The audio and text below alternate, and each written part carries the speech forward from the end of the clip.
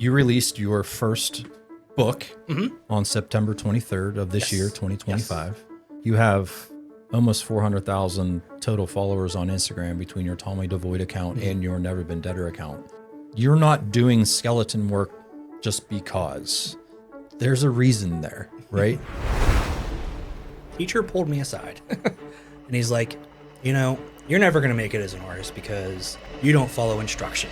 You're not a professional paint by number artist. Yeah, thank you. That you need to follow instruction. Thank you. Exactly. These numbers. I'm going to make it all blue. Yeah, all black. Or black. Oh, wow, you're that. You know what? So I'm gonna start going back to the gym here. And we're gonna come back on here one day.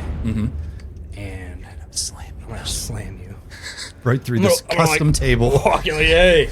Remember me? When you get a negative comment on your artwork, does that affect you? Like, oh, I suck again? Oh no! We suck again! Yes and no. This was nice to slow down and to be honest about who I am. And like, you know, people are like, oh, how's the book stuff? And it's like, it's good. Because I know they probably don't have time to hear me out, you know, so this has been awesome. But you're more than the book. Thank you. Which is why you're here. My parents are divorced. They got divorced when I was 2 years old. And they separated my sister and I. And my sister went to live with my mom, and I stayed with my dad and my stepmom, which ended up not being so good. Do you think the importance of being remembered comes from you always being abandoned as a child? Yeah, man. Yeah. That makes perfect sense. Did you ever hear the words, I'm proud of you, from either parent? No. And even if that like steps on toes, that's all I ever wanted was to be like, wow, this is amazing. I'm proud of you. Good job. You really did it. Welcome to Barbells and Bourbon, Strength and Stories. I am your big, bald, bearded, barbell lifting, bourbon drinking son of a bitch, Sean. And joining me today is Tommy Devoid. Hello. Welcome to our home, Tommy. Thank you for having me. You're very welcome. Tommy, many artists pour a little bit of themselves into their work. Were you going through something specifically emotionally or a specific experience when you started your Never Been Deader comic? Sorta. I mean, I had yet another crappy job, but this one was in an office, and everybody there was miserable, including myself. And there was this, I will never forget this, there was this one older lady. She was super nice. She was super fun, and I'm like, there's some light here. And I'm like, you know what? She would be a funny character in a comic. And that's kind of where it all started, really. Okay. From there, yeah. Because the main character is Lifeless Carl. Yes. He's, there's a lot to this, but Carl, I was like, okay, so I had made other attempts at like comic strips over the years, and which we'll probably get into, but I was like, you know, I'm not getting the gist right here. Like, there needs to be something special about this character that like resonates with everyone. And I'm like, oh, he's dead. I'm like, that's it. Okay. So I like literally took out my iPad and drew this picture of Carl, and I'm like, this is it. I have it. Texted my friend. I'm like, what do you think? I'm like, she's like, this is perfect. I'm like, yeah. So were you trying to express yourself through Lifeless Carl, or were you trying to relate to everyone through him, or both? it's deep. I would say both. I think from my artwork account, Tommy Devoid, I learned that this mental health struggles that I deal with really do resonate with a lot of people. Just the way I kind of see life. Not that I see it that much differently than everybody else, but just the way I see it like resonated. And I was like, I want to apply the dark, sarcastic jokes that I have from my Tommy Devoid art, but make it funnier and funner and easily more digestible. Okay. Yeah, and sorry. No, you're good. So you released your first book on September 23rd of this year, 2025. Yes. How much pride did you get when you did this, and what did this mean to you to finally get this out?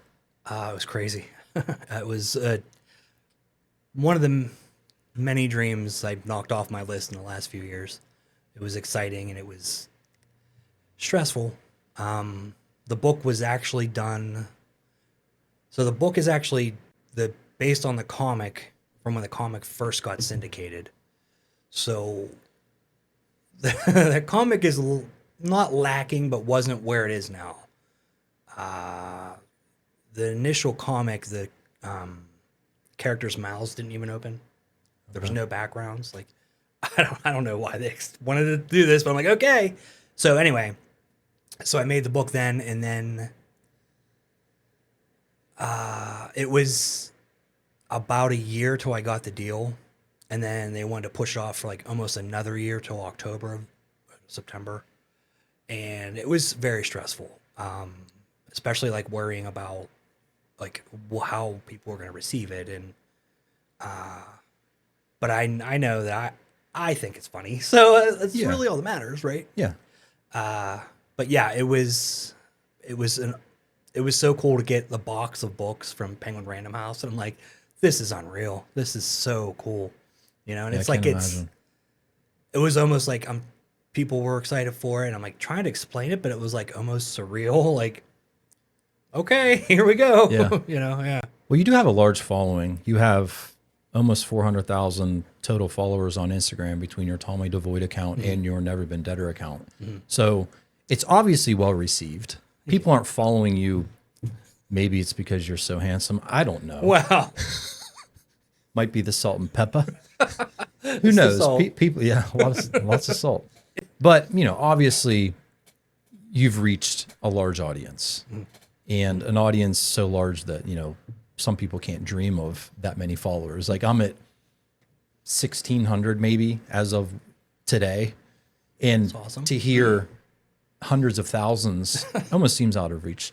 But, you have to be consistent and passionate. It is consistency. Yeah. No, even like weathering storms of algorithms, and it is awful. Stupid algorithm. They're everywhere. Yeah, so as of recently, I noticed that Never Been Deader posts on Instagram were getting more likes than my other account. I'm like, something's not jiving here. Like, how is this possible? So what I do with the Devoid work is, once I realize it's getting like stagnant, or not even stagnant, like there's just not a flair to it, and like I change it up. I'm like, okay, so I started thinking about that this took me the longest change up I've ever had. And this is version 12 now of the artwork. And this time I just said, you know what? I'm doing this for me at this point. Yeah. I mean, of course, it's nice to have followers and stuff. And it's more important for me to relate to people and know that people like the comments like, this is totally me, or I totally get this. And it's like, that is what I do it for. That's everything. Exactly. But yeah, it's, so anyway, so the new transition, it feels better. And then all of a sudden I noticed that people were like, hey, it's great to see you back in my feed. And I'm like, back? Where have I been? Where did I leave? So I think that, because I got a notification on Facebook, it's like, oh, hey, your artwork is performing, or your posts are performing better, so we're exposing you to more people. So I'm thinking to myself, are you exposing me to all of my followers now? Like, it makes me nauseous. Right. So I just stopped worrying about it. As a content creator myself, it is exhausting to try to crack that code. And I haven't got there yet. I don't know what the code is. If you have it, share it with me after the show. And the tricky thing about this show is every guest I have is so different. I don't have a consistent theme other than being relatable. Is that enough? I don't know. I have bodybuilders, I have seamstresses, I have artists, I have, you name it. I love that. I love it, though. I love that too, because I get to meet so many interesting people with so many different stories and different walks of life, and it's been so humbling. But to the algorithm, it's probably confusing as hell. Oh, I'm sure. Yeah, I don't know. Like I said, I don't. And then it's weird because now Never Been Deader started picking up out of nowhere, where Tommy Devoid stuff's not. I'm like, I'm done. I'm gonna make stuff, post it, reply to comments. I'm not gonna worry about anything else. Yeah. Because you're doing it for you. Exactly. And I'm gonna lose sleep over. Oh my god, I lost 37 followers. You know, it's. Oh, when I lose a subscriber, it hurts. Yeah, that's what I'm saying. Because it takes effort to unsubscribe. Yeah. It really does. It does. It does. Like, I don't know the last time I went through who I'm subscribed to, let alone went to one of them and hit the button again. Yeah. So Painful. it's just like, Well, I'll notice like some people, because sometimes I call it like spring cleaning. So I'll go through and like delete the deleted accounts or people who just don't engage anymore. Sure. And I'm talking like for like 4 years. But sometimes I'll see somebody who has like, they follow 8,000 accounts and they unfollowed me. And I'm like, why am I different than all these 8,000 people? Yeah. What have I done to you personally? Why don't you love me the same? Yeah. So what's the main difference between your Tommy Devoid work and your Never Been Deader work? Okay. Tommy Devoid started as pen and ink art. So I used to do pen and ink artwork all the time. And then that transitioned into digital once I learned how to use an iPad and like draw digitally. And I realized that it was much easier to market digital than it was pen and ink, like t-shirts and all that good jazz. So that kind of became skulls and skeletons. I just ran with it. It was fun. I like it. It's dark. And then I created Never Been Deader as a comic strip. So similar, I was going to do it like on Instagram, post every day, every other day, and just have a comic strip.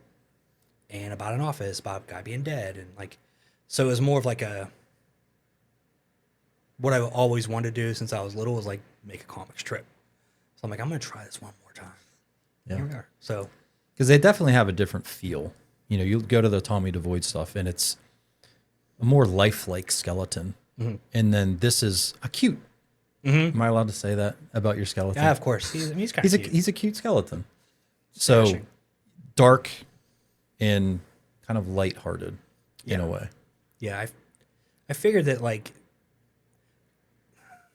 I like the consistency of doing the comic strip every day and honing in on a joke and doing all the drawing. There's something I just lock in and it's fun.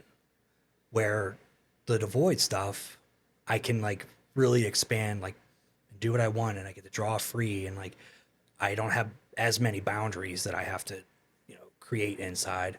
So I kind of got like best of both of what I wanted, because I felt like, yeah, I like doing my skeleton artwork, the dark stuff, but I also wanted something else on top of that too that, like I said, is more consistent. Sure. And I wanted to create like a single character that I hopefully will become my legacy. I think you're on the right track, buddy. Thanks, man. Thanks. I'm excited. So you've mentioned darkness. You've mentioned mental health struggles. Yeah. You mentioned you are miserable in a job. Yeah. These are themes here, and all of these themes are pouring into your work. This is your way of coping. That's what you do, but I want to know who you are. Oh my goodness. Okay. You're not doing skeleton work just because. There's a reason there, right? People don't just start doing drugs just because. There's a reason there. I'm not relating the two together. I'm just saying there's a purpose here. Yeah. So I want to get to know you as a person. Okay. I asked you to do some homework. Yes. When we spoke the other day. I did it. And we're going to flash back to childhood. Oh my God. Little Tommy. Oh my God. Littler. Little Tommy. So Tommy, where did you grow up? I grew up in Bellevue, like North Hills area. It's like 7 minutes from downtown Pittsburgh.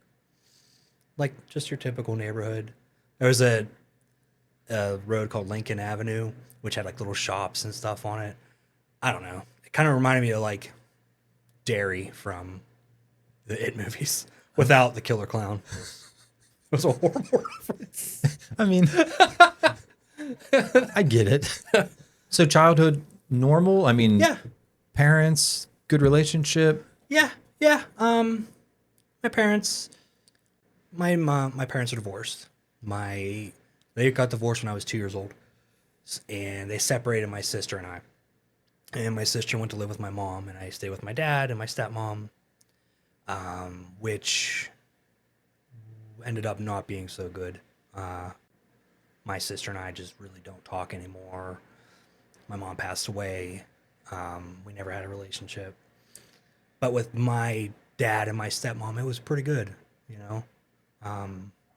It was the 80s, so a little crazy, but I think. Yeah.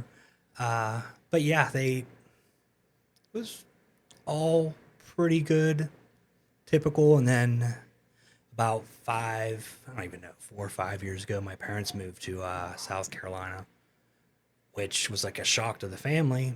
And unfortunately, I think it put a barrier between us now because I have so much going on. I don't really have free time to be driving 12 hours to get somewhere for vacation. Right. And we do see them like periodically through the year, but it's not what it used to be.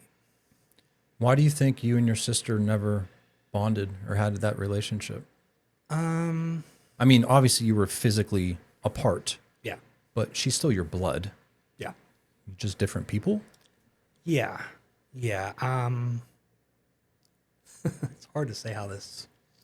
It was just a combination of, when I was younger, and that we would like go my sister would come over to my house for a week, or I'd go up into where they lived for a week.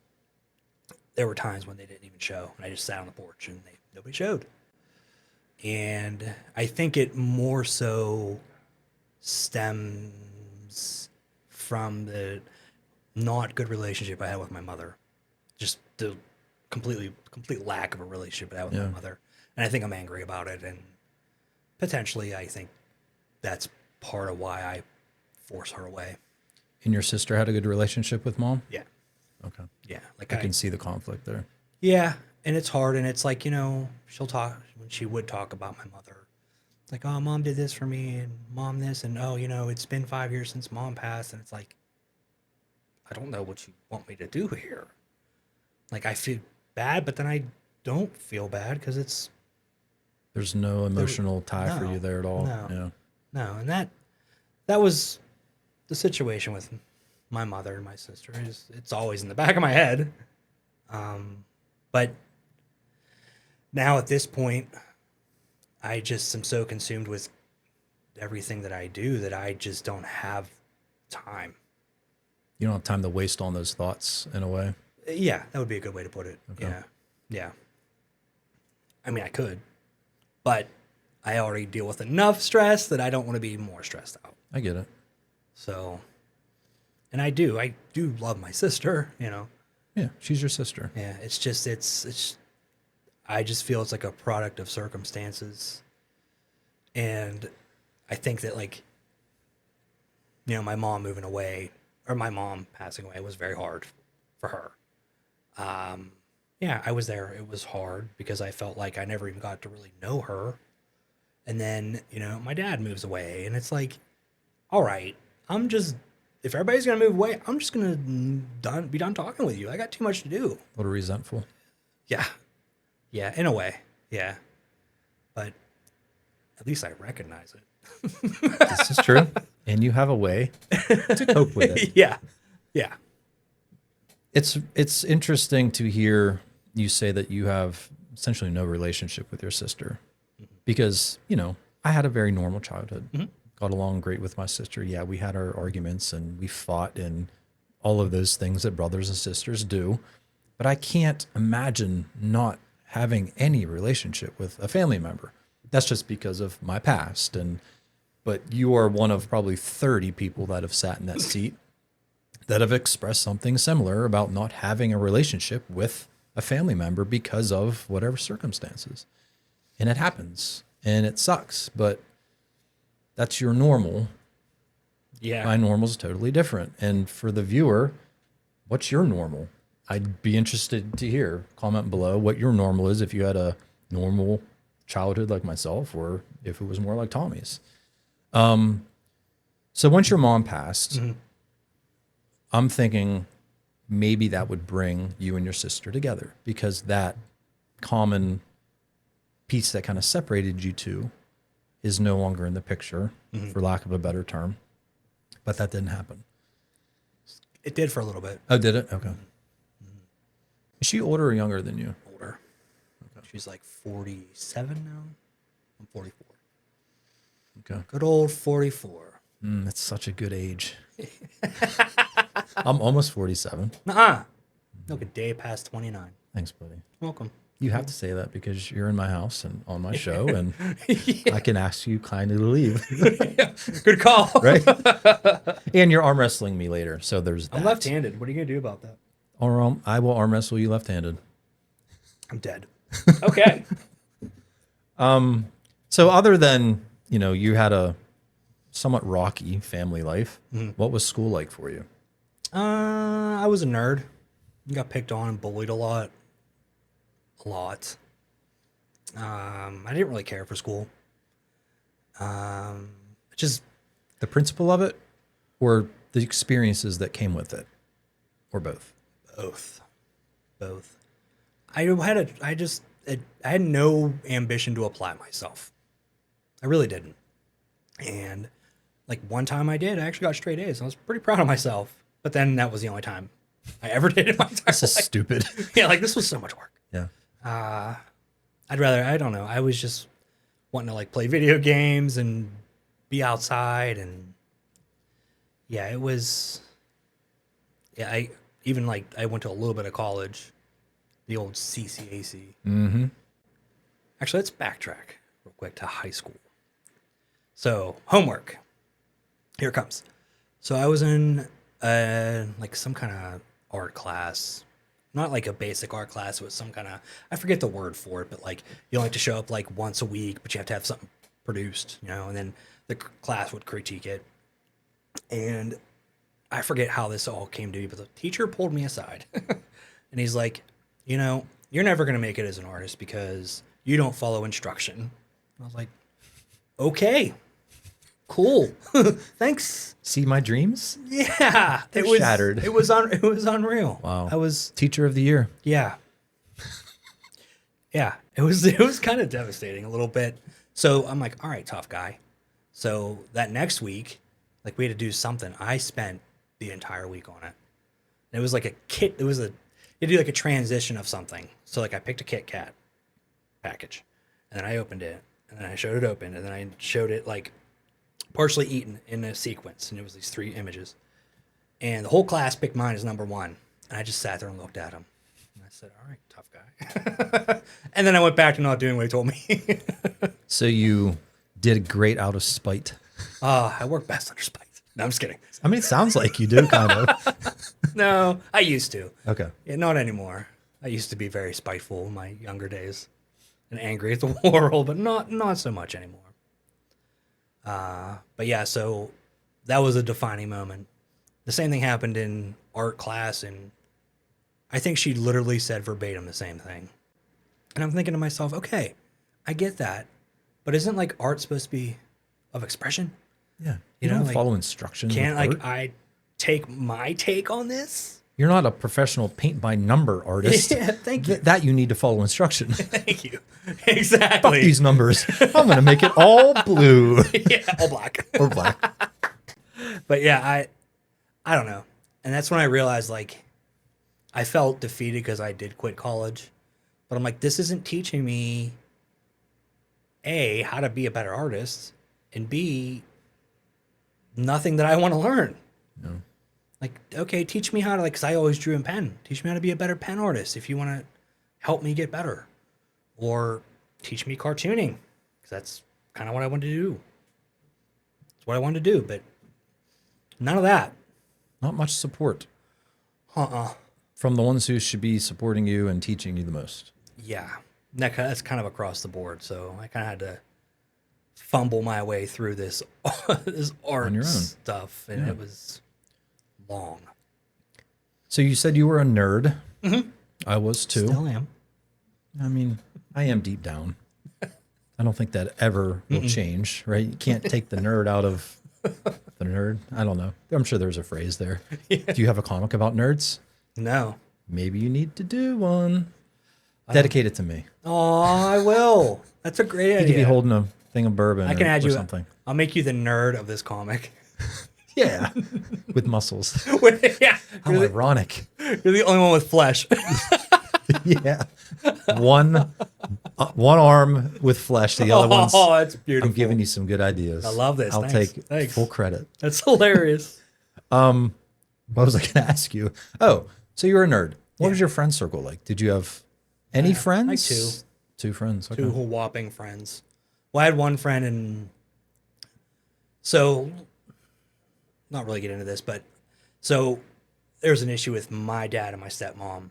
So I had to move and live with my mom and my stepsister for about a year or so. When I came back, there was new neighbors and this kid named Blair.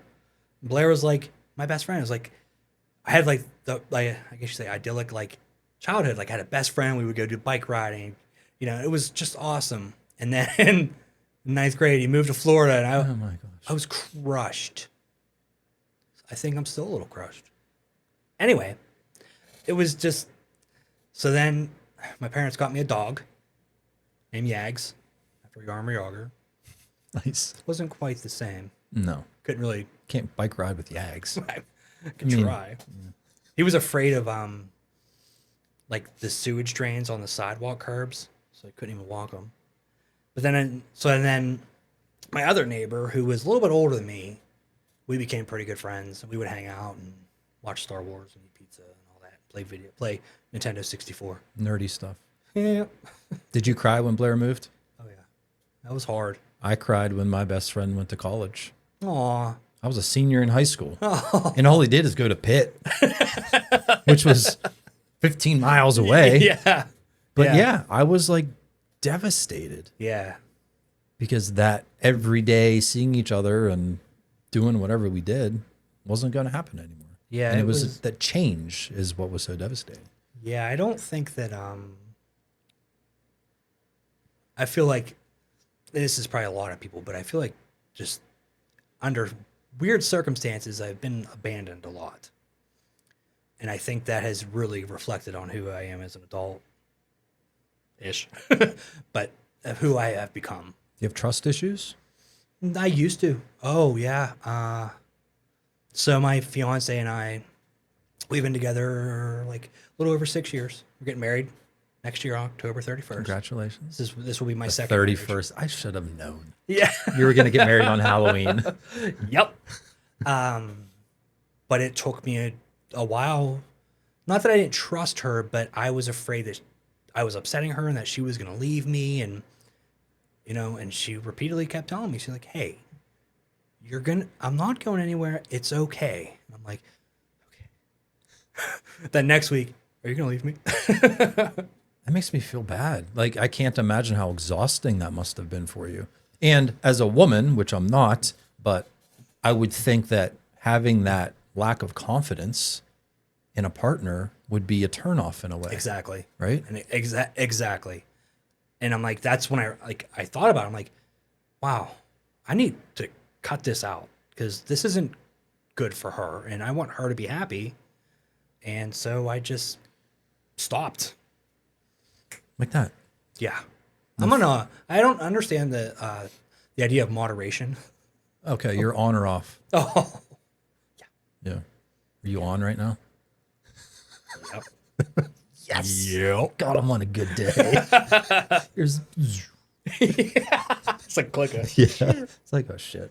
Yeah, I mean, yeah, so your fiance. Mm-hmm.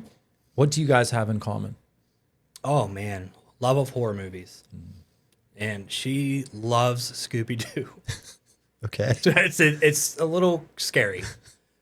She's actually she's super intelligent. She is gonna be graduating next month. She's gonna become a nurse, so for UPMC. But it's our sense of humor. It's very dark and dry and a lot of death. And we're like, and our apartment's very spooky and like black cats. We have a lot in common, but it's like she's just my best friend, you know, and we just have fun. Yeah. You know, we were just talking about it like 2 days ago. Like, she was like, you know, I feel like we just started dating and we never stopped having fun. And I'm like, It's beautiful. right you are. Yeah, it's That's really awesome. cool.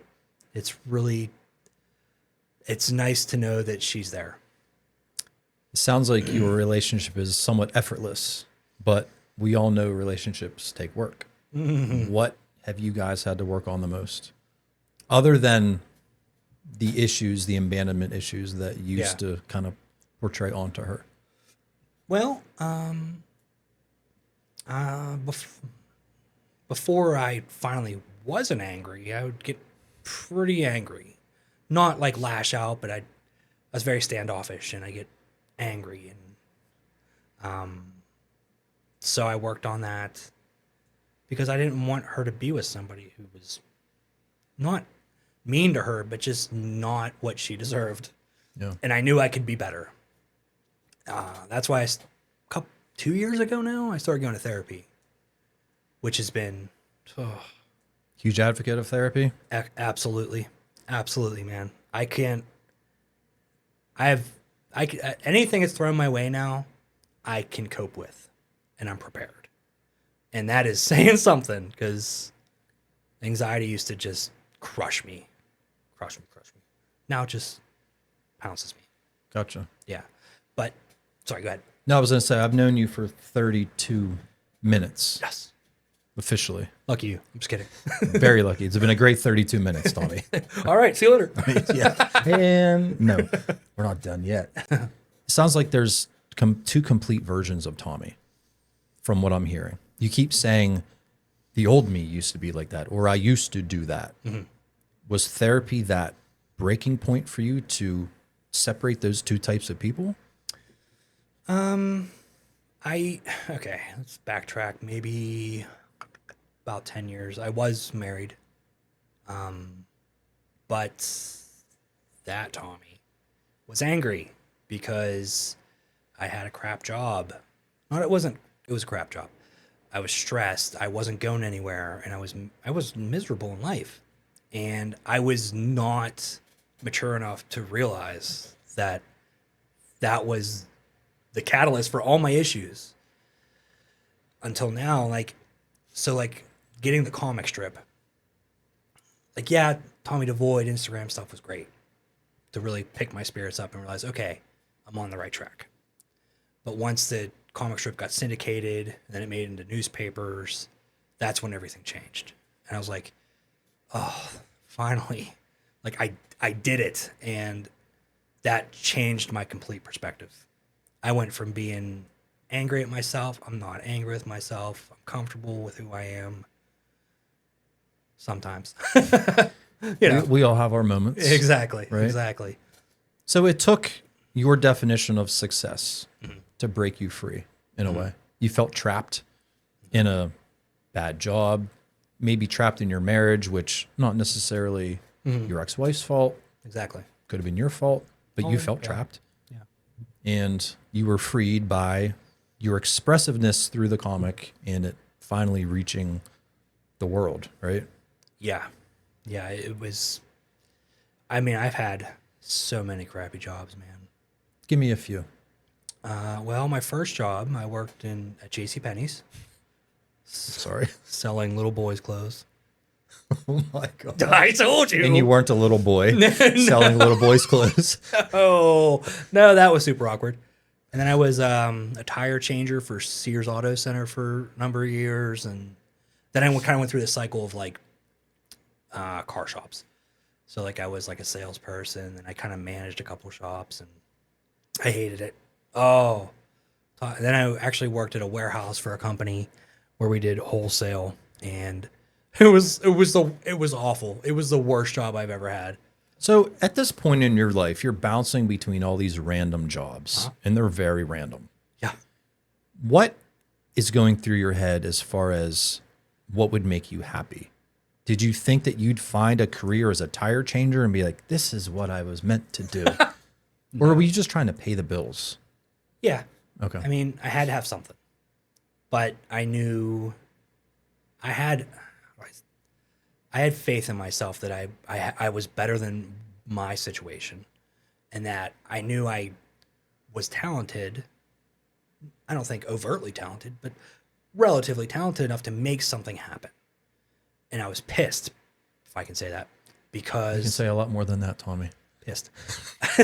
I was upset because I wasn't fulfilling what I knew I could do.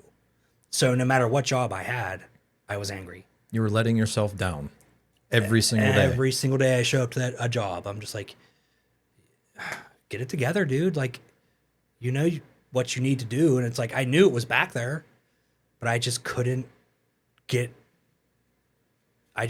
bring myself to do it. Pretty depressed. Oh yeah. Yeah. Yeah. It was, I mean, back in my 20s and 30s, a lot of alcohol, and I was, my anxiety was through the roof. And like I said, it's just constantly miserable, and it's not even, I wouldn't say my family's fault or my ex-wife's fault. It was my fault. But I didn't do anything about it, honestly.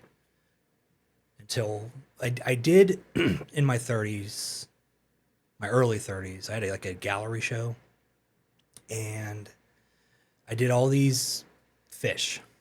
It was like a side view of a fish, but there was 36 of them. They were all the exact same. Like, there was 4 different sizes. There's 6 different schools, and they all like had the exact same outline, but they were all different sizes, and they were all different like abstract artwork. And I busted my ass on this. 9 months straight. I bet you I put in 3 hours every day after work, worked on the weekends on it. I worked hard on this. And when it was done, I cried because I'm like, I did it. Like, I did something. I'm like, this is it. This is where it's going to go. So then when I was with my ex-wife, we shopped around and we got a gallery show at a place called Mendelssohn in Southside. No. Where the heck was that place? Memorable, huh? Must have meant a lot to you, Tom. Yeah, shady side. Okay. I knew it was a side. Yeah, it's some side. But yeah, so we had the show there, and tons of people showed up. We sold a lot of stuff, and it was like, oh, it was great. It was a great feeling to like be that guy. Like, this is what I'm capable of. And then after that, it was over. It was back to my shitty job. And it just, it was so deflating. So you had this dangling carrot that you finally reached, and then the carrot got eaten, and you're back to misery. Yes. Yeah. Yes. And it was, I was so mad. And it was like, I really thought that, this big gallery show for an artist, is going to be it. Like a breakthrough for you. To some degree, yeah. And it just was like, it was just over. And the artwork stayed in there for a couple weeks, and I only sold the prints. I have all the originals, and I give very few originals away. I keep pretty much all of them because eventually You're a they'll work. selfish artist. Kind of. They'll be worth something after I'm gone. Anyway, anywho. But yeah, so yeah, it was like the best day, and then followed up by the worst day. And I did like one more little gallery show in downtown Pittsburgh, and it was kind of fun, but I realized at that point, like, I'm doing all this work, 9 months straight of work, just to have one night to show it off and get recognition that I wanted and sell some. It just wasn't worth it. So I'm not going to say it sounds like a waste of time, but damn. it was a giant waste of time. I wanted you to say it. It was colossal. Yeah. Wow. So then, this is funny. So I had a couple gallery shows, and then I was like, you know what? F this. I'm done with this penning crap.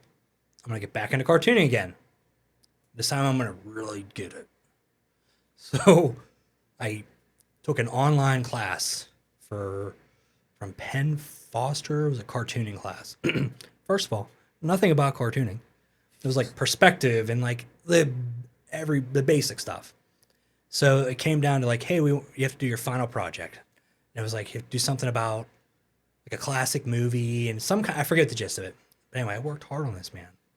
And it was like Frankenstein and the monster, and it was about his heart, and it was this whole thing. I was so proud of it. Got a B-. Oh my God. I was like, I can't win. So then I scrapped that idea for a while. Yeah, it was. I mean, art is a very subjective thing. It is. Right? It is. I go to an art gallery. I don't know shit about art. That's my own fault. Yeah, I can appreciate a nice, cute skeleton or so cute. But, I see certain art pieces and I'm thinking I could do that, Yeah. right? Yeah. That's not the case, right? But that's the subjectivity. Is that a word? Sure. Sounds sweet. But yeah, I mean, you don't know who your audience is going to be. No clue. And that sucks. No clue until social media. Then it's like, okay, I can gauge this now. What is actually working, what's not. Without social media, do you think you would be at this point today? No. Unfortunately. Doesn't that suck though? Yeah. Well, if I hadn't, I mean, maybe. I feel like I would have always gotten back to doing a comic strip because that is what I wanted to do. I used to read Calvin Hobbes and Far Side when I was little. I have hundreds of books. That was my thing to do. But I only got discovered because of Instagram. So I don't know. I honestly, if I had tried Never Been Deader back in my 30s, I don't think it would have worked. Yeah. I know it's all speculation. I was just curious. I mean, social media is a very powerful tool, It is. especially for entrepreneurs or you know, business owners, what Yeah. have you, content creators. But it can also be a horrible place to live in too. There's a lot of terrible things on social media. A lot of mean people. Lots and lots of mean people. Mean people. Let's talk about mean people. Let's. Okay. You were bullied a lot as a child. Yeah. Do you ever experience bullying through your comics or the audience who's kind of digesting it? Well, so the comic strip itself, excuse me, it goes through King Features, goes in newspapers, goes on their online thing. I don't really see how people react to the strip, which is kind of nice, actually. Now, when it comes to social media, like Facebook's or Instagram's not so bad. Occasionally I'll get a comment like, hey, your art sucks, or it's like, thanks, guy. Yeah. But it's really Facebook, because I have to go on there and moderate this stuff, because people were just like, if I post something, I made a quote. Okay. I'm like, pretty funny. And then somebody will post on there like, oh, this quote would have been funny if you would have said this, this, and this, and this. I'm like, but I didn't. You know what I mean? Like, come on. Like, and I get it. I don't know. It's frustrating. I'm picturing you as a fiance trying to please your fiance every single day. Don't leave me. What do I need to do? Blah, blah, blah. You're a people pleaser. Kind of. With certain people, perhaps. Oh, yeah. So when you get a negative comment on your artwork, does that affect you? Like, oh, I suck again? Well, no. Yes and no. Okay. At first it did. But then I'm like, I don't care. I'm done caring. But then when the book came out, there were some negative reviews. Just savagely negative. And like the one day, I couldn't sleep. I was like sweating. My heart was racing. And I'm like, why is... And then my fiance is like, Tommy.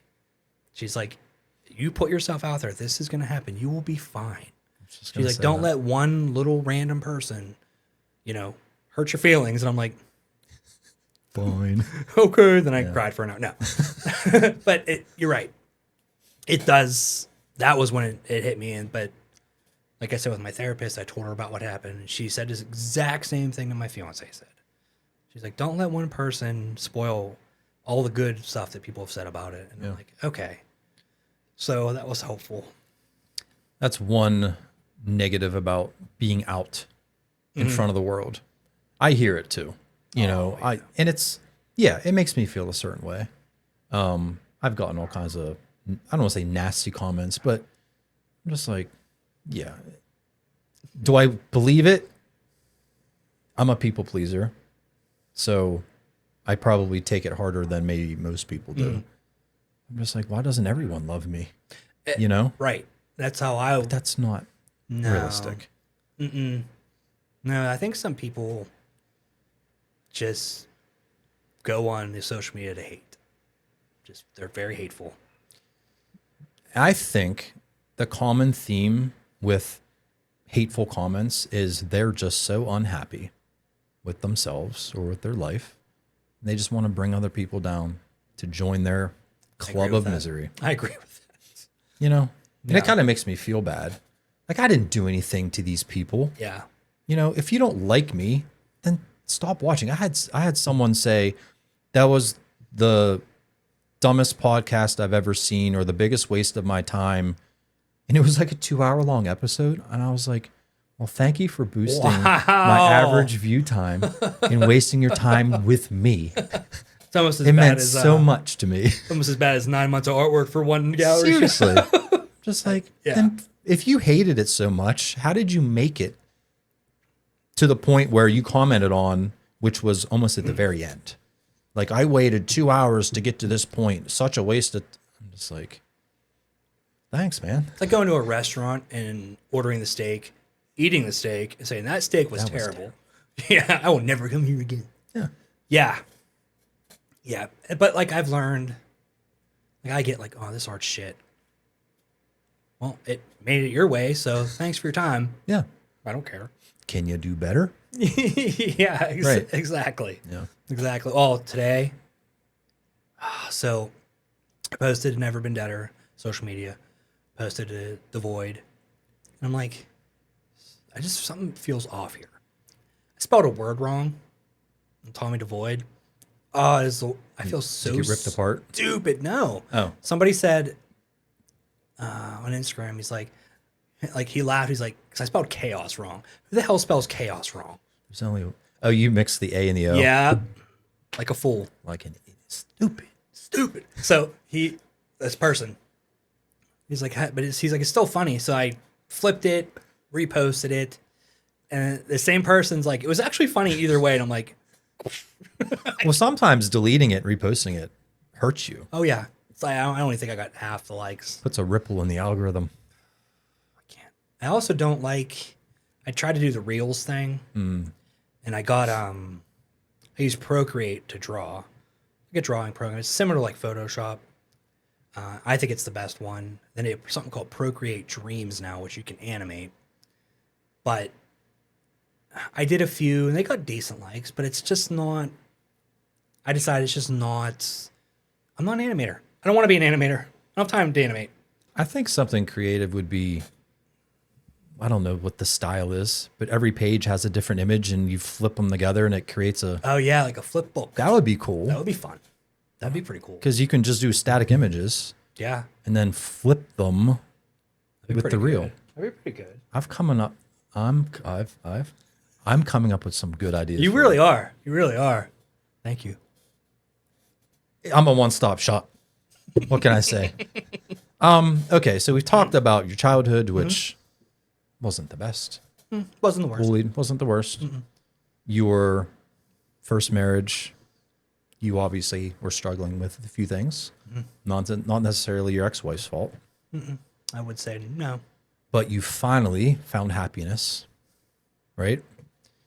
What do you think is the key to a happy relationship? Honesty. Absolutely honesty and communication. If at any point I feel so, like, there were points with my fiance and I that like something bothered me, and I would be afraid to tell her because I'm like, she's gonna get upset with me. But I was like, I have to do this because I will feel better to get it off my chest. And a couple times she said to me, she's like, she's like, I'm not mad at you. She's like, I'm happy that you're telling me how you feel. And I'm like, what? That's a winner right there. I was so confused. I'm like, Yeah. so You care about my feelings? yeah. But yeah, like we're very honest with each other and we communicate everything.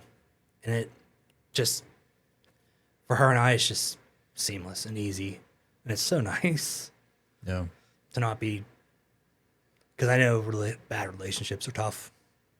Really tough. And especially when you're trying to do your stuff in life, you know, like my comic or like, let's say like your podcast, like if that's where your focus is and you have all this negative stuff going on, it Ruined your work. Yep.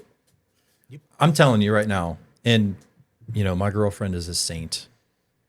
She's not literally Saint Maria. That has a good ring to it. Actually does. But, you know, we have a very good relationship. Yes, we argue about dumb things. Who doesn't? But if we got into an argument the day that I was filming, the episode would be shit. Because that's all I would be thinking about. Yeah. When we fight, which is rare, I hang on to it. Like, I can't stand knowing someone's upset with me. Fair. It's my kryptonite. Not only my girlfriend, but like anybody for that matter. Like if you left here and you texted me and said, Sean, you really offended me by asking me this, I would be bothered. I like your dogs though. Right. Totally redeemed yourself. But seriously, it would bother me. Like physically, mentally. But thank goodness I have a understanding and supportive significant other That's awesome. Just allows me to do my thing. That's and awesome. Focus on my guests. Really nice. Yeah. It is. It's like a breath. Yeah. Like I can breathe, but that also gives me the ability to work on things. And that's the other big part with her name's Kira, is she isn't judgmental of my artwork. I don't know how to explain that, but like everybody else, pretty much in my life I have dated or been with, we're all like artistic to some degree. And they're like, you should do this, or this isn't good, or, you know, I'm like, just let me do my thing. It'll work. But with Kira, like, I'll actually just text her and I'm like, hey, do you like this? She's like, no, it's not really funny. I'm like, okay, cool. Thanks. Thanks, hon. Have a good day. Yeah. I'm gonna go cry. No, but like, she comes at it from like a logical point where like, I just appreciate her honesty. So like, if I'm like, okay, this isn't really funny, so I'm going to have to change it. Of any of the Never Been Deader comic strips, do you have a favorite? Of like a single day or? Yeah. Oh my goodness. And I know they all mean something to you, whether it's something that you dealt with that day or the day before, or something that you've thought about from your past. They all have significance, but is there one or even two that just like really hit home, that just mean more than what's on that paper? Oh, it's a big question. Well, I think to put this in perspective, I've done 770 dailies and Sundays combined. Where the comic sits now is exactly where I wanted it. It took me a long time to get it right. It's usually, I would say, I really want to think about this. Usually like the Monday comics are my favorite because he's Carl. Obviously he's Carl. He's Carl, and then there's Myrtle, his friend. And they're just both pissed to be there. And like that Monday joke kind of starts the ball rolling of how the whole week will go. I think recently, I don't even know this one. I should explain this, that so I'm like ahead on my comics. So I am currently working on the week of Christmas. So I don't even know if this one was released yet. But like his boss was like, Carl was like, what do you want? And Roger's like, oh, I need you to do this thing. Carl's like, I can just quit. I'll walk out. And Roger goes, well, don't let the dumpster fire lid hit you on the way out. Like, it's just so stupid and corny, but it's just funny. And I like that, like, I can't, like, exactly narrow it down, but I do, like, like, when I laugh at it, I'm like, okay, this is kind of funny. This is so stupid, it's funny. I think many people can relate to that. Yeah. Right? Which is the beauty of your comic, right? Yeah, thanks. Do you ever look back at some of your old work and be like, oh, I remember that time in my life. That was a very pivotal moment for me. Or you look back and say, oh, that was freaking stupid. Why did I even publish that? Yeah, I have. So like all the stuff prior to the Devoid stuff is all just archived now. All pen and ink stuff. And when ironically, I started getting back into doing artwork again when I met Kira, because I was trying to impress her. That's how this all started, unbelievably. Draw a picture of her as a skeleton? I think I drew a tree, like, and our initials were carved in it, and I drew a bird. So that's what girls like. I don't know. Because I'm a douche. Well, she sounds just as dark as you. She's Yeah. probably like, what the hell is this? We were at Red Lobster one time when we first started dating. and had like a romantic dinner. Yeah. Yeah, it was too busy at Olive Garden. So, so they had this like the kiosk thing at your table, and I forget, but one of the apps on there, you were able to draw something, and I drew something nice, and then she just went deranged with it, and we just kept going and going and going. We weren't paying attention, and the waitress comes up, and there's like, I want to say it was like a snowman with like swords in his head, like hung by light. It was messed up, and the waitress was like, "You guys need your check?" She hit the silent alarm. Yeah. She's like, why'd your hand on the table? And I'm like, I'm not gonna care. I'm like, I love this girl. I love you. You're hilarious. That's so funny. Yeah. But yeah, like so if I go back, some of the stuff, so the precursor idea I had to Never Been Deader was something called Painfully Average Frank. So yeah. So when I was by like myself after the divorce, and I was like really alone. Like most of all my friends were her friends, so I lost a lot of friends. And I had an apartment, a little tiny apartment, had bugs in it. It was awful. Anywho, we don't need to go there. Well, we can't. Sounds awful. It was pretty disgusting. I'm like, Painfully Average Frank. So then it was like just a social media thing with quotes and stuff. And it had started gaining a little bit of traction. I think I had like 8,000 on Facebook. And I'm like, okay, this is how you do it.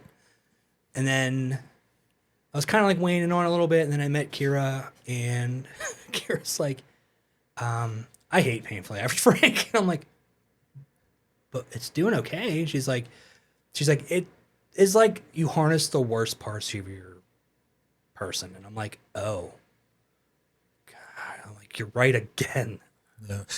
Yeah. Don't you hate when they're right? Yeah, every single time.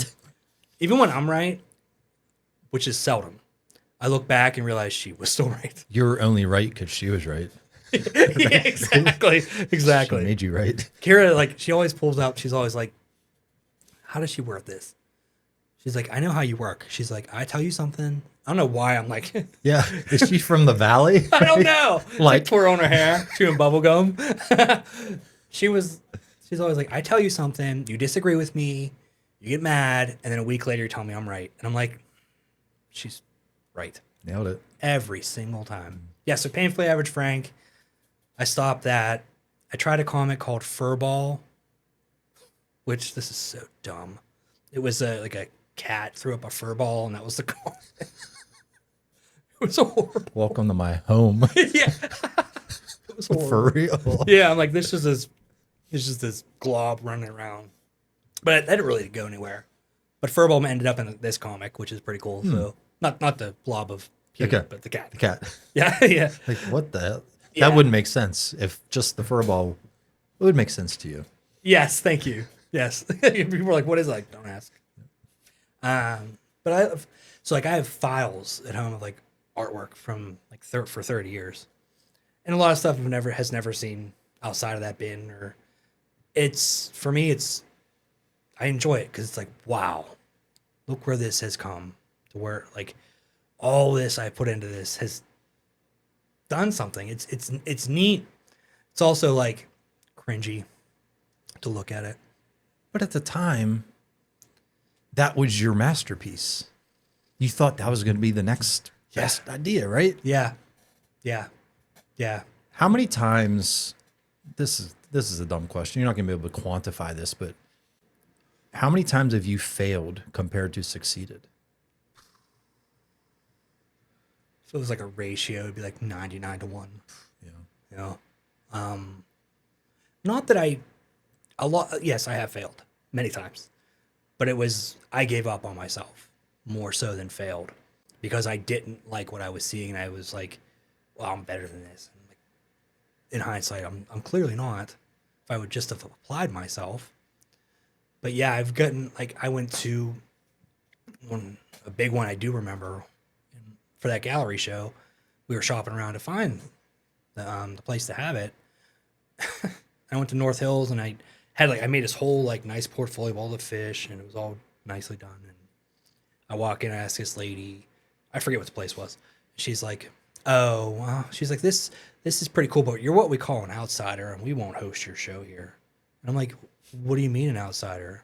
And she's like, well, you didn't go to school for this. I'm like, oh, okay. Did she do a background check? I don't know. I guess we were talking about it. I don't know, man. That was harsh. So Those hoity-toities in the North Hills, I tell you. dude, our people are, they're rough. Yes. Our people from the North Hills are even rougher. South Hills, North Hills, those hills. Those hills, Man. just have anger And then rolling down. go to the hill. That's a whole nother version of rough. Stay away from that hill. If you're not from Pittsburgh, just entertain us. Look it up. Yeah. We have a lot of Or hills. don't. Might be better We have off. a lot of sides. North side, south side, morning side, shady side, Southside. south side, south side. Which used to be a nice place, now is no longer a nice place. Now it's just another side. Yeah. Wow. That's sad. Covered in vomit from the night before. And murder. Vomit murder. You could do a comic on Pittsburgh. I could. But I mean, obviously it wouldn't reach, Exactly. but people would learn as they went and they would start to learn the Pittsburgh culture. It's kind of like Pittsburgh Dad, I met him. who I'm trying to get him on this show. He won't read my DM. Are you serious? He doesn't follow me, so it's going to his requests. But if you have an in for me, I might have a friend of a friend. I would love to have him He's a cool dude. and get to know him beyond Pittsburgh Dad, right? Because that's the whole point of He's this. a nice guy. Yeah, He's not what you expect. I know. That's what I want to know. Let me see. I'll reach out. Thank you. I have connections. Well, my old friend from my old job back in my old life. So old. Yeah, we were really close, and he's like, "You do not believe who moved in next to me." I'm like, "Who?" He's like, "Pittsburgh Dad." I'm like, "Get out of here."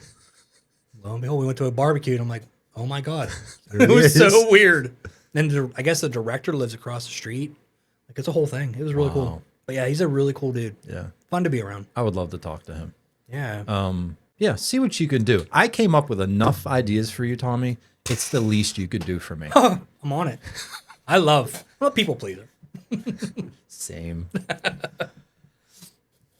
What about your art isn't obvious to people who see it? Like, is there a deeper meaning behind it, or is it black and white? Wow. I think overall it's pretty straightforward. You know, I don't mind, I guess, putting my heart on my sleeve when it comes to like my mental health or lack thereof, or how I view death or anything like that.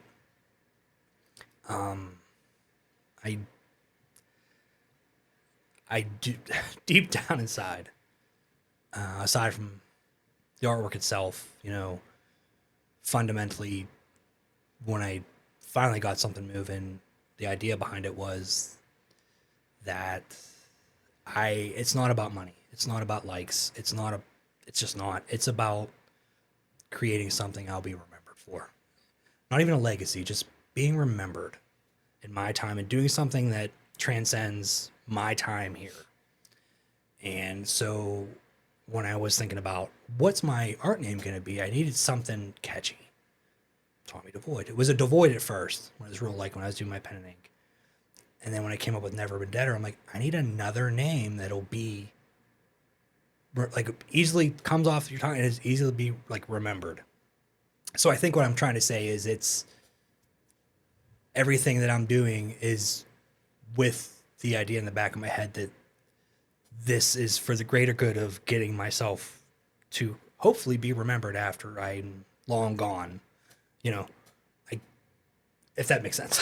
It makes sense. It's interesting that you said legacy, but then you kind of redacted that. Mm-hmm. Because I was going to finish your sentence and say you were trying to build your legacy, but it's more than that for you. Do you think the importance of being remembered comes from you always being abandoned as a child? Probably. Like you just want to be seen and you just want to be known instead of moved away from or set to the side or abandoned. Yeah, man. Yeah. That makes perfect sense. I think that's definitely fuel for what I'm trying to do, hopefully. Do you think art saved your life? Maybe not literally, but paved a new direction for you that might not have happened. Yeah. Catch-22, I think. Art initially was the cause of all my frustrations in life and anger and anxiety and depression. But then on the other side of that, art made me feel fulfilled. Ironically, Yeah. the same exact thing in two different lights. I mean, because you struggled with mental health issues up until this day, probably, right? We're not perfect. And you admitted that you coped with alcohol and maybe some other substances. But this was probably a coping mechanism for you too, right? Yeah. Yeah, this whole Never Been Deader thing, which is still pretty young. I'd say 2 years it's been. But I've realized that this is exactly a coping mechanism because I can lose myself in it. And it's not harmful to my health. That harmful. But it's something that, unlike drinking alcohol, I can get better at. I mean, I could probably get better at drinking alcohol, let's be honest. But I don't know how to define, man, you're really good at drinking alcohol. Like, what does that mean? thanks. I got it. Then you pass out. You barf everywhere. Yeah. Sorry, I lost my train of thought. That's okay, because I had another question for you. I'm ready. Your mom passed right before you started Never Been Deader? Or right after? Well before. Well before. Like a Oh, few. you were two. No, Divorced. divorced. How long ago was it? 7. My mom passed away when I was in my early 30s. Okay. And I'm 44 now. So Okay. She passed away. It was somewhere in or around within a year of when I got a divorce, when I got fired from my job. It was all within a couple years. And it was a very rough time. Did you ever hear the words, "I'm proud of you" from either parent? No. No, and even if that like steps on toes, I've never, that's all I ever wanted was to be like, wow, this is amazing. I'm proud of you. Good job. You really did it. And when I had a book signing on the 27th of September, and my 2 sisters were there. So I have step siblings. They were there. It was great to see them. But other family members did act like the book signing didn't even happen. And my aunt took pictures. My aunt came. I haven't seen my aunt in like 5 years. And she is also divorced from my uncle. But she came and she sent him pictures, and I still didn't get a, hey, great job, or hey, we're proud of you, or that does probably of all things equally irritate me, but equally make me want to be better then. Do you think they're just not proud, or they don't care, or they don't want to give you that sense of gratification? I really don't know. I don't know. I don't know the answer to that. And the reason I asked that specific question, Yes. I was watching Whiplash I love Whiplash. last night. I'm a Is that drummer. you? Is that you? No. I could only dream. But if you haven't seen Whiplash, it's about a aspiring drummer and a very, very mean music teacher. Very, very mean. But Kind of looks a little bit like you. kind of. I mean, yeah, you're not wrong. Sorry. That's fine. I'm not. Anyways, they're sitting around the table, the drummer, the boy, and his family, and the boy has brothers and uncles, and the brothers play football, and they do these masculine alpha things. And here's this poor boy who's top of his class in this prestigious music school, and his family doesn't give a shit because it's not these other things that these other sons are doing. Mm-hmm. And the scene's great because the boy just kind of puts them all in his place. They're like, yeah, you play a Division III football team. Like, Good for you. yeah. And you're proud of that. And it's awesome because he kind of just like gives them the middle finger. Good. Yeah. But that's kind of the reason I asked that specific question is, are the family members just not wanting to give you your flowers for whatever reason? Maybe they were hurt as children and they're just hanging on to that and they don't want to, you know what I mean? I think, yes. I know that was a very long No, I got you. point. I was able to pay attention. I have a very short attention span. Anyway, Squirrel. yeah. What were you saying? No, I think for years I wanted people to be proud of me and recognition for what I was doing. And when it came to now where I'm at and how well Never Been Dead is doing, and I am incredibly grateful for everything that's happened. I don't really care what they think anymore. I don't need their approval. I don't need people to be proud of me because, as my therapist says, I'm proud of myself. Good for you. That's all that matters in the end. What a sense of power that must give you to just let that weight go. It was hard. Sure. It was hard. It takes work. Yeah, it's, I feel like in my family, in my circle, in my life and the circles I've been in, what I'm doing is pretty much different than everybody does in the family or my friends. And I think personally, I expected some level of recognition, like, oh, you made it in newspapers, or oh, you published a book. Like, I, in my head, expected this. But then in hindsight, I'm like, I don't need this. Everybody lives their lives. And yes, like let's say my family, my close friends, everybody's going through shit. And I really didn't think about it that way until Kira mentioned it. Again, she's right. And yeah, it's not for them at the end of the day. It's for me. I know that I'm proud of it, and I'm proud of myself. So why do I need other people to be proud of me at this point, right? Yeah. Yeah. That sounds selfish. But that's okay. I mean, it's okay to be selfish if it's healthy and you're not hurting anybody in the process. Fair. Okay. Right? Yeah. Yeah. Yeah, it's nice. But you said it took a long time to get to that point. Yeah. Years. So as a child, you're bullied. Were you bullied because you were different? Yeah, I was kind of like quiet, reserved, and did my drawings. Would you like to see my drawings? Exactly. Right? I didn't have a lot of friends. There was neighborhood kids that I wasn't friends with. There was a whole group of friends I wasn't friends with. I kind of the outsider. I was always the outsider. And just constantly talked down to. But I feel like that made me who I am today, though. Because I'm not a bully all the time.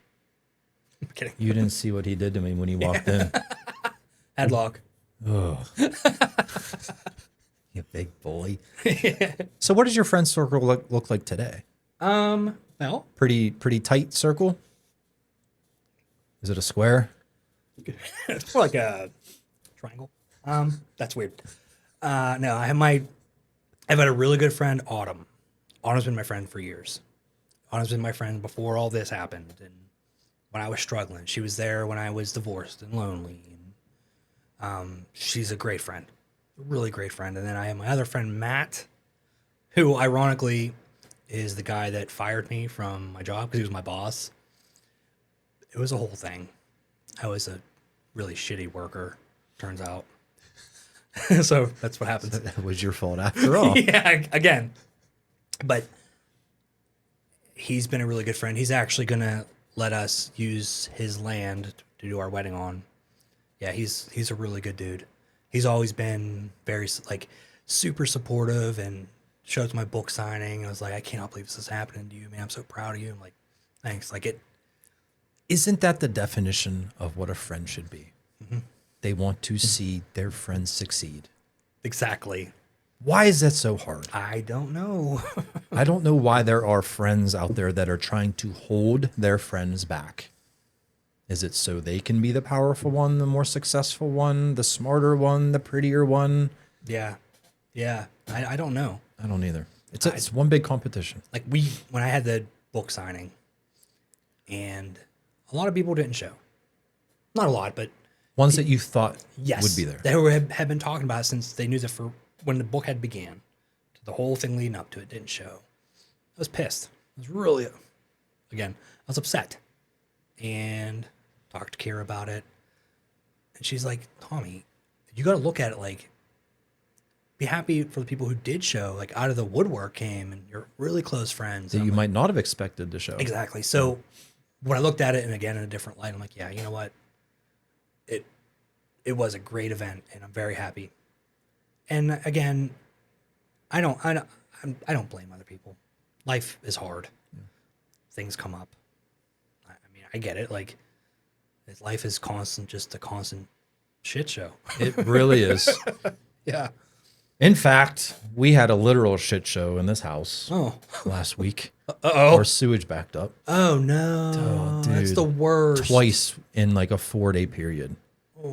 Oh, man. It's gross. And it sucks because a good friend of mine, one of my training clients, their father passed away. And their viewing was the night we had the backup. And I couldn't make the viewing. Like I had to take care of the situation. And I felt so bad. Oh. But it's just like, whatever. Should I have gone? Maybe. Just let the shit build up. Maybe. But anyways, yeah, you said shit show and I was about to say it was a shitty situation. So I just caught on. Yeah. So you mentioned your friend circle. How do you know Jared? Jared. Actually, Jared and Sammy, they lived in the apartment building downstairs. And we had run into a few times and he's like, hey, you guys want to like hang out sometime? And I'm like, I don't really like people. So it may take us a while to warm up to you. He's like, all right. And then we started hanging out with him and he's hilarious. You should see this picture of him. They came to my signing. She was wearing one of my Devoid shirts. It was so cool. They take this picture. She's all smiles. And he's like, he's such a fool. Typical Jared fashion. I love Jared. I work with Jared. Jared is the one who said I should reach out to you. Yes. Said you're a cool dude. And then he mentioned what you do. And I'm always looking for someone unique. Everyone I have on the show is unique, but you specifically, I have never had an artist or a comic publisher or anything like that on my show. So I'm like, why not? You're welcome. No, I'm kidding. Yeah. So yeah, thank you, Jared, for thank you, Jared, for setting us up. Jared. I love those two. Yeah. They're so nice and they're fun. I went to their Halloween party this year. It was fun. Nice to see them. Kira, because she's in school, she's fast tracking. So she's well, right now she's working on the weekends, 2 12s. Then she's doing clinical, like 1 or 2 12s on top of that a week. And then going to school, finishing up school, get ready for NCLEX. So for the past year and a half, I've done everything by myself. I hate going places by myself, man. Yeah. Washing and drying. It's the worst. Yeah. So I went to the party by myself and it was but it was nice. They have a nice house where they're at and stuff now. So pretty introverted, eh? Yeah. Very. I like my solitude. So how was that book signing then? Oh, Was it uncomfortable? Yeah. I was sweating a lot, like I am now. Pretty much the same. You're gonna think this is insane. So, comic finally does well enough that I cannot have to work full time. Okay, so I was working for CVS, corporate CVS specialty in the office. I got the idea, so I quit because I hated it and I needed more time because I really wanted to get the comic good and where I have gotten it. This was back in April. So in order to facilitate Kira not really bringing in as much income, really any income. I'm like, I'm gonna get a part-time job. So I got a part-time job in retail. You pick all the great jobs. Oh, well, I got a job. You know that the exchange. I actually, at first, I wanted to die because I was overwhelmed. I'm saying for a nerd, reselling video games and music. It's actually really fun to work there. Yeah. And shout out to my friends who I've made there. They're really cool.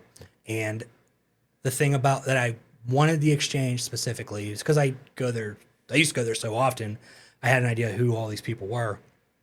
But I get to now bounce these ideas for Never Been Deader off of them, get their input, and it's like, it's good. You know, it's not a bunch of older ladies who are angry about having to, the 78 degrees in the office. They have good ideas. So all these Karens. yeah, but like now I'm trying to get over constantly being by myself by getting out there. I've made new friends and like just being around the public. And it's kind of helped. Good. Well, this is being seen by the world, Tommy. So, wait, wrong. No, you're. Which one? Oh, you said when I'm talking. Hey there. Sorry. So, does your comic or your art, for that matter, does it change as current events change? No. No. I mean, no. I actually put no current events in the comic. I don't put politics. I don't put anything in the, because I kind of felt like it's the afterlife where he lives, and it's just going to kind of go to the beat of his own drum of times. Like now, I will like for Christmas I do something. Thanksgiving, like the holidays, I will do something. But for the most part, it really stays to itself. I just thought of another idea. Bring it.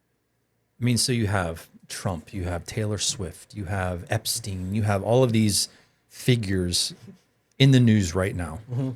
They could be skeletons. And that could be like a moment of time in the afterlife, but current. Whoa. I could like bring him in just for a minute. Yes. And that could be a snapshot of wow. current culture. Okay. But not. That's wise. You know? It's wise. I should be writing this I down. think, honestly, dude, I think that could be huge. Well, hear me out. So I've been thinking. I'm like, okay, so Carl was always at the office. Mm-hmm. So now this month he started work, gets to work from home 1 day a week now. I'm like, okay, the next idea, listen in, is to potentially get him like a part-time job also, like a side hustle, and have him work at like a coffee shop or something. And then I can implement a new character, even for a second, every single week. Yes. But if it's actually a new character that is a skeleton of somebody, like of something going on, that'd be flawless. That or the coffee shop scene, the background, is it going to be fairly consistent? Yeah. Like the counter? Yeah. Ish? Yeah. You can have a TV in the background. And on the TV is... Man, look at you giving me moment. these ideas. That's a really good idea. That could be like the egg, what do they call it? Not Easter egg. Easter egg? Yeah. Is that Yes. Yeah, right. I was thinking about It's like Easter. in every scene, like what was going on in that moment in time. Man, listen to this. We're getting something cooking here because so recently, starting in October-ish, probably September, I started adding more background stuff to fill out the comic. And then I started adding like pictures. So like one is like a guy in a straitjacket and it says commitment. Like those positivity things, but like a twist on them. So the TV would be a really good idea because it'd fall in line exactly with what I'm doing, but gotta go. No. I got some art to draw. I gotta draw. That's cool. Yeah. That's a good idea. Smart. I don't know. I think I'm creative. I don't have the talent to draw, but I'm always trying to think of different ideas that You can brought relate this to together. people. This is amazing. That's true. I like it here. If I was drinking, I would You can probably stay be a on the little table. longer if you want. Yeah, right. I mean, come on. That's Yeah. awesome. Yeah, you don't drink anymore. And Not all of my guests choose to drink. Completely respectable and understandable. I never force anybody to drink. It's just something I enjoy on occasion. And if my guest wants to partake, then I will partake too. Yeah, it was fun. I think I've drank enough for 2 lifetimes. So Pretty bad. Time to turn the faucet off. Yeah. Yeah, I was being open with you when we spoke on the phone the other day. I drank almost every night of the week for about 2 years straight. And that was my wind down moment after a long day at the office. Yeah. Right. And that was just kind of like at 9 o'clock. I'm like, oh, time to wind down and relax, not realizing how bad it is for you. Yeah, it's horrible. Yeah. It's horrible. When I got divorced and I was by myself, it was a really odd time in life. I was by myself drinking alone every night. But ironically, I was jogging 5 miles every day. I lost a ton of weight. I was like in super great shape, but I was also drinking heavily. It was a really odd time. And I felt like once I met Kira and things were in motion finally to be better, like it was difficult to like get away from that. Because I'm so used to like, oh, I could literally say anything like, a squirrel ran out in front of my car today. I need to drink. You know what I mean? I'm so stressed. Yeah. I'm stressed because I'm not stressed. So I need to drink. Yeah. But you'd find an excuse to drink. Yeah. No matter what.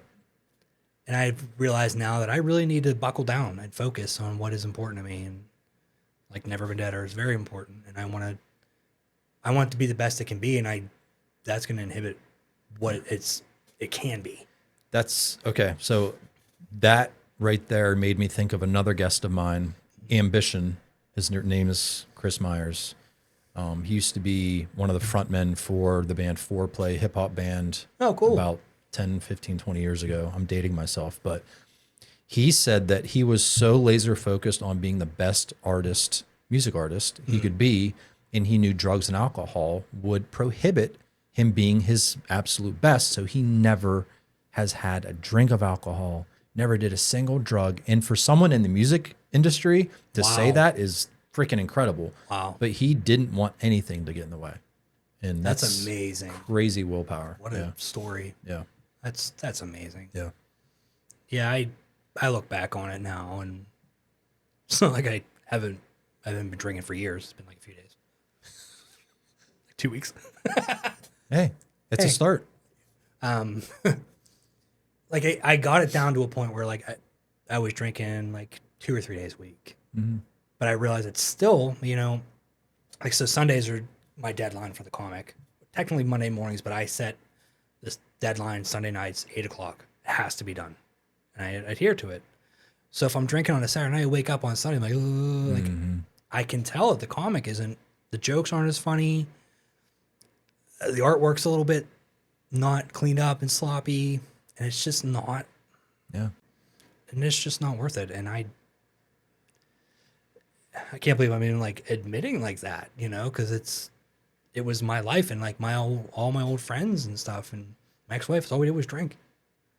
And a lot of bonds are created over substance abuse. Yeah, you're right. And it's hard to, I think, to become a different person when people expect you to be the person. Oh, there's Tommy the drinker. Yeah. So they like that version of Tommy. Yeah. But maybe not the sober version of Tommy. Like, this guy kind of sucks. He is so boring. All he wants to do is draw and make a comic, write books. What a loser. Said no one ever, right? How dare he be ambitious and have dreams? But it's like, now that I realize what I'm meant to do with my life, now I need to focus on it. And that's kind of like when it comes to situations with people and family members and stuff. Like, if you are not helping my situation, you're kind of going to be put on the back burner. Yeah. And that's okay. We go back to the word selfish. Yeah. It's okay to be selfish sometimes. Yeah. I didn't want to be that way for a long time. No. But like, so like Sundays, I'm by myself all day. Kira usually works either a 7 to 7 or a 10 to 10. And I'll get up at 7. I'll just work on the comic all day long until I finish it. and it's a lot of work. But well, I do watch horror movies on my iPad. I listen to true crime podcasts. I love true crime. Do you listen to am I allowed to name drop something? Oh, absolutely. Creep Time.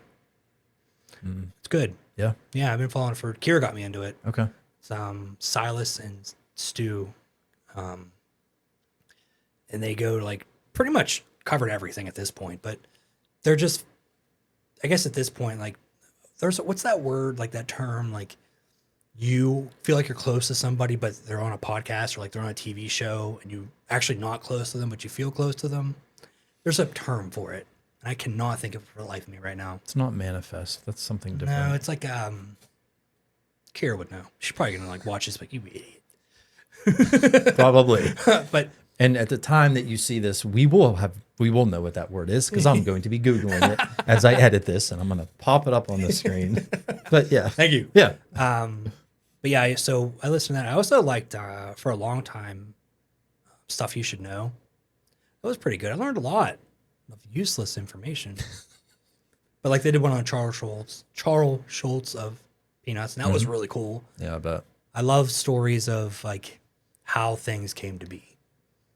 From like what created this thing that every household knows. Yeah. It's mind blowing. I just watched something similar about how Raising Cane's started. Oh, what was that? It was a one-shot restaurant on the campus of USC. It was only meant to ever just be one restaurant that served nothing but chicken tenders and French fries and coleslaw. That's it. Wow. Because that's what college kids wanted. That's amazing. That was the only intent. Yeah. So the owner bought an apartment across the street so he can literally watch the drive-through from his apartment/office and see how business was going and just to stay close to the business and keep control of the business, and then realize how popular it was, and then just decided to scale. That is insane. And he has ownership of every restaurant. Smart He dude. doesn't franchise, so he can keep the quality controlled, the employees trained the way he wants. Yeah. Or else the brand could be destroyed by one bad franchise, for instance, right? Did you ever see The Founder? Yes, the McDonald's. Oh, so that cool. is crazy. Yep. That is crazy. It's kind of the same in a way. Basically. Yeah. Yeah, basically. Yeah. That was a great movie. Michael Yeah. Keaton's in that. Right? Yeah. I love Michael Keaton. Pittsburgh guy. Yeah. Did you see they spelled his name wrong on his Yeah, I did. on his star? Oh, man. Could you imagine? Like you have one job. And with technology, how did Microsoft Word not underline that in red? Right? Oh, that'd be so embarrassing. Oh my gosh. Leave it to Pittsburgh, stupid yinzers. Somebody got fired. You jagoffs. Well, Tommy, you got out of drinking, but you're not getting out of arm wrestling. Put those away. No guns allowed. What do I arm wrestle this or you? You're arm wrestling me. You said you're a lefty. Mhm. Would you like me to go lefty? Yep. Sure. I will. It's not the first time I heard that. The stranger. Dude, look at the size of your arm compared to mine. I see no difference. Do you see? This is okay. I'm not trying to make you feel worse depending on the outcome of this, but I have a herniated disc in my neck and I have very little strength in my left arm. So do I. So this should be pretty good. With no herniated disc. Because I'm a chump. All right, you start when you're ready. I'm going to ask you a question as we arm wrestle. Oh my God. This is my version of Hot Ones. Oh my God. I'm ready. Go ahead, start. Okay. Tommy, if you weren't an artist, what do you see yourself doing, or what do you see your career? Not being an arm wrestler. Not being an arm wrestler? No. I don't know. I always wanted to work for the FBI, but that's because I used to watch X-Files. And that made you an expert. Yeah. Sully. You were so strong.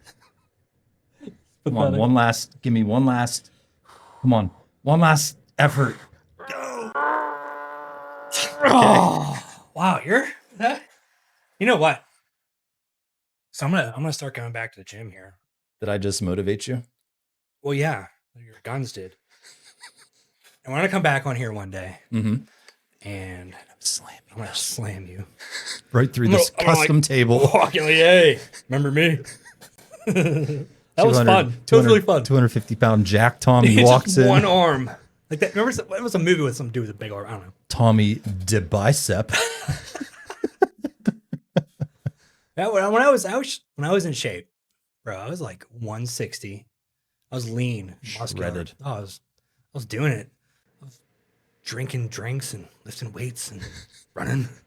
You were living a college life I really as was. a non-college student. Yeah, as a 38-year-old dude. Late bloomer.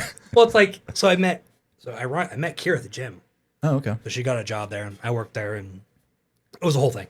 But she's like years later, she's like, yeah, she's like, I like you with a little more meat on your bones because we met. You kind of look like a crackhead. And I'm like, wait, but you dated me. Yeah, right. Are you into crackheads? What job haven't you had? J.C. Penney's, tire changer, little boy clothes try-oner. Not. You know why I quit that job? Because I carried clothes out of the dressing room and they were wet. And kid peed all over them. My God. I More than once? I don't know. The whole thing was wet. I don't know what kind of bladder this kid had. That would be. I just set him down on the counter. Yeah. And I walked out. Let's see. I worked in. You worked at a gym. Worked at some tire shops. Any fast food? No, I did work at Rivertown when it was open. I was at I waited tables. Rivertown sponsored a softball team I was on. That's cool. Yeah, You might have even been working there at the time. maybe. It was, let me think. Rivertown sponsored us about, I'd say 7-8 years ago. Well, it might have been. Wow. Yeah, it might have been. No shit. Yeah, Matt, my friend Matt was the bartender there. Okay. That's Matt, my good friend. And I was like, can I just get a part-time job there? Because we both worked at that invention company. He's like, yeah. So, but the problem was, so when Matt worked on Fridays, Matt would give me free shots of beers. To the point where one night I was working, it was like during summertime, and the general manager comes over and he's like, hey, you know you have tables outside? I'm like, what? We have tables outside? Yeah. Where am I, man? Oh, it was bad. That sounds bad. Yeah, but it was fun. Like I used to just drink like Miller Lights and stuff. That's where I got in like IPAs and like craft brews and stuff. So it was fun while it lasted. Yeah. Yeah. Not good for my health, but No. Well, Tommy, any questions before we go? Any questions you have for me? people normally ask you questions here. There is no normal. Are on this you are you happy in life, sir? I'm happy. Am I satisfied? No. Why? I haven't succeeded yet in my version of success. Okay. And, you know, when I say success, I mainly mean in my career / financially / aspirations, not so much my family and things like that. But I'm not there yet. So But I'm you're working happy. on it. Oh, every day. That's all you can I do, can't man. stop, dude. Oh. As soon as this show ends, I'm going downstairs and packing up my drum set and taking it to a gig tonight where I'm playing. Yeah. I don't stop. And Yeah. is that healthy? Yes and no. I think it's very important to do things that you enjoy. I'm almost 47 and I'm still that little kid who can't wait to play on his drum set and, That's awesome. film his podcast and, like, But this is like, I think for you, because now I'm the therapist, clearly, is that this is good for you because you get to meet people in different walks of life. And this is actually a really good idea. this has been such a humbling experience. Oh, good. We all judge people, right? As soon as you got out of your Subaru, I judged you. I've never seen you before. I didn't expect. You were like, damn. He is freaking handsome. Jesus. I don't know. Salt. But it's so natural and easy to judge people It is. on the outward, right? And then you sit down and when's the last time you talked to someone for almost 2 hours straight, Tommy? Seriously. Can't even think of it. Usually I have to pay for this kind of. Usually the invoice is going to be.